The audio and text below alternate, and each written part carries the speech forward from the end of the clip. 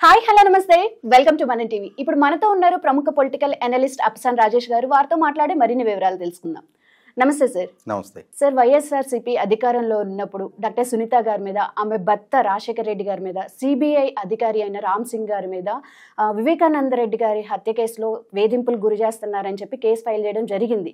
ఇప్పుడైతే సుప్రీంకోర్టు అది కొట్టేసింది. అసలు ఈ పరిణామాన్ని మనం ఎలా చూడాలంటారు? ఇప్పుడు వాస్తవంగా వివేకానంద రెడ్డి గారి హత్య కేసు, ఆ హత్య కేసు విచారణ, ఆ హత్య కేసు సూత్రధారులు పాతదారులు, దీని మీద జరిగినంతటి చర్చ గత 6 సంవత్సరాలుగా ఇంకే అంశం మీద జరగల, ఇంకే కేసు మీద కూడా ఇంతటి విస్తృతమైన చర్చ జరగల. ఆ కేసులో సూత్రధారులు ఎవరనేది పులివెందుల ప్రజలకు తెలుసు, కడప జిల్లా వాసులకు తెలుసు, ఆంధ్రప్రదేశ్ రాష్ట్ర ప్రజానీకానికి తెలుసు. కానీ అసలు సూత్రధారులని టచ్ చేయనివ్వకుండా అసలు పాత్రధారులకి విచారణ పరిమితం చేసి అసలు సిసలు నిజాలను కప్పి పెట్టాలి అని చెప్పని 5 సంవత్సరాల జగన్మోహన్ రెడ్డి గారి పాలన మొత్తం కూడా ఆ కేసు మీదే కేంద్రీకరించారు. సాక్షాత్తు వివేకానంద రెడ్డి గారి కుమార్తె డాక్టర్ సునీత గారు ఆమె న్యాయం కోసం పోరాటం చేస్తుంటే తన తండ్రి హత్యకి బాధ్యులెవరో వాళ్ళని చట్టం ముందు దోషులుగా ఎక్స్పోజ్ చేయాలి, విచారణ అసలు సిసలు మూలాల్లోకి వెళ్ళి జరగాలి అని చెప్పని ఆమె పోరాటం చేస్తుంటే ఆమెనే బాధ్యురాలు అని చెప్పని, బాధితురాలునే బాధ్యురాలు అని చెప్పని వైసీపీ పార్టీ సోషల్ మీడియాలో ప్రచారం చేశారు, వాళ్ళ సొంత మీడియాలో ప్రచారం చేశారు. ఆఖరికి సాక్షాత్తు జగన్మోహన్ రెడ్డి గారు కూడా ఎన్నికల ప్రచార సందర్భంగా ఆయన మైక్ తీసుకొని హత్య గావించబడ్డ వివేకా చిన్న కేసులో బాధ్యులెవరు అని చెప్పి నిర్ధారణ జరగాలి అని అంటే హత్య గావించబడ్డ వివేకా చిన్నాన్నకు తెలుసు, పైన దేవుడికి తెలుసు. అంటే పాలకుడుగా ఉన్న జగన్మోహన్ రెడ్డి గారికి మాత్రం తెలియదు. కానీ వాళ్ళ మీడియాలో మాత్రం నారాసుర రక్త చరిత్ర అని చెప్పని చంద్రబాబు నాయుడు గారికి, నాటి మంత్రిగా ఉన్న ఆదినారాయణ రెడ్డి గారికి, నాడు పులివెందుల టీడీపీ నాయకుడు బీటెక్ రవి గారికి ఆపాదించి కథనాలు రాస్తారు. ఆ పేర్లు పెట్టి డాక్టర్ సునీత గారి దగ్గరికి ఒక కంప్లైంట్ రాసుకొచ్చి ఆమెను సంతకం పెట్టమని అడుగుతారు. కానీ అసలు సిబిఐ ద్వారా సూత్రధారులు అవినాష్ రెడ్డి, వాళ్ళ నాయన భాస్కర్ రెడ్డి, దేవిరెడ్డి శివశంకర్ రెడ్డి అని చెప్పి నిర్ధారణ చేస్తే వాళ్ళు మాత్రం అమాయకులు ఆణిముచ్చాలని చెప్పని జగన్మోహన్ రెడ్డి గారు వాళ్ళ కితాబులు ఇస్తాడు. అమాయకుల్ని వేధింపులు గురి చేస్తున్నారు అని చెప్పని చివరికి వివేకానంద రెడ్డి గారి పిఏ కృష్ణారెడ్డి చేత డాక్టర్ సునీత గారి మీద, ఆమె భర్త రాజశేఖర రెడ్డి గారి మీద కేసు నమోదు చేయించారు. అలాగే సిబిఐ అధికారి రామ్ సింగ్ గారి మీద కేసులు నమోదు చేయించారు. సుప్రీంకోర్టు వరకు వెళ్ళి రామ్ సింగ్ గారిని ఈ కేసు విచారణ నుంచి పక్కకి తప్పించాలి అని చెప్పని, వాస్తవంగా ఆ రోజుల్లో సిబిఐ కూడా ఒక రకంగా రామ్ సింగ్ గారిని విచారణ నుంచి తప్పించడం తొందరపాటు చర్యమని చెప్పని నేను కూడా అనుకుంటా. ఎందుకంటే అసలు ఈ కేసు విచారణలో చోటు చేసుకున్నన్ని ట్విస్టులు ఏ కేసులో కూడా చోటు చేసుకోవాలి. మన కళ్ళ ముందు జరిగిన ఈ 6 సంవత్సరాల్లో జరిగిన వాస్తవ దృశ్యం అది. 5 నిమిషాల్లో అవినాష్ రెడ్డికి తెలంగాణ హైకోర్టు నుంచి బెయిల్ వచ్చేసింది. ఎలా అసలు విచిత్రం, ఒక హత్య కేసు ఆరోపణ ఎదుర్కొంటున్న వ్యక్తిని మీరు అతన్ని అరెస్టు చేసినట్టుగా చూపించండి, ఇమ్మీడియట్గా 5 లక్షల పూచికత్తు తీసుకొని బెయిల్ ఇచ్చేయండి. ఏ దేవుడు ఏడ్చాడు అరెస్టు చేయకపోతే? అతను సూత్రధారి అని చెప్పని సిబిఐ భావిస్తూ ఉంది. అతన్ని విచారించి వాస్తవాలు తెలుసుకోవాలి అనుకుంటుంది. అంటే అతని ఎంపీ అయితే అడిషనల్ ప్రివిలేజెస్ కల్పియాలి అతనికి. ఒక హత్య కేసు ఆరోపణలు ఎదుర్కొంటా ఉన్నాడు. సిబిఐ అతను అరెస్టు చేయడానికి ప్రయత్నం చేస్తే కర్నూలు విశ్వభారతి హాస్పిటల్లో అతను షెల్టర్ తీసుకొని వాళ్ళమ్మ అనారోగ్యాన్ని సాగ్గా చూపించి, వాస్తవంగా డాక్టర్ సునీత గారు కోర్టు దృష్టికి తీసుకొచ్చినట్టుగా అసలు వాళ్ళ అమ్మకి అక్కడ ట్రీట్మెంటే జరగల.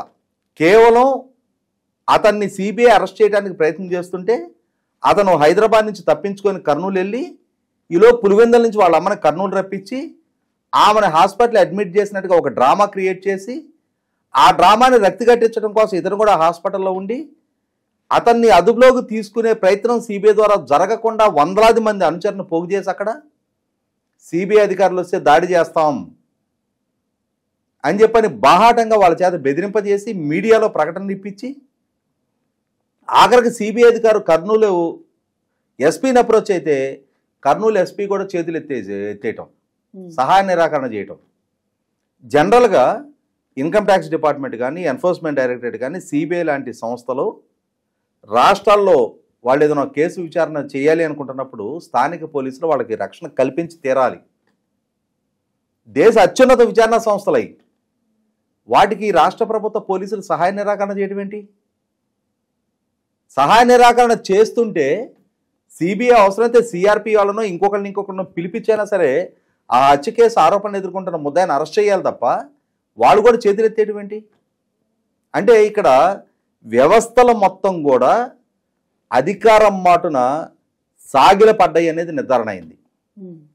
అలా సాగిల పడుతున్న సందర్భంలోనే న్యాయస్థానాలలో కూడా తెలంగాణ హైకోర్టు ఇచ్చిన బెయిల్ని సుప్రీంకోర్టు విస్తుపోయి చూసింది.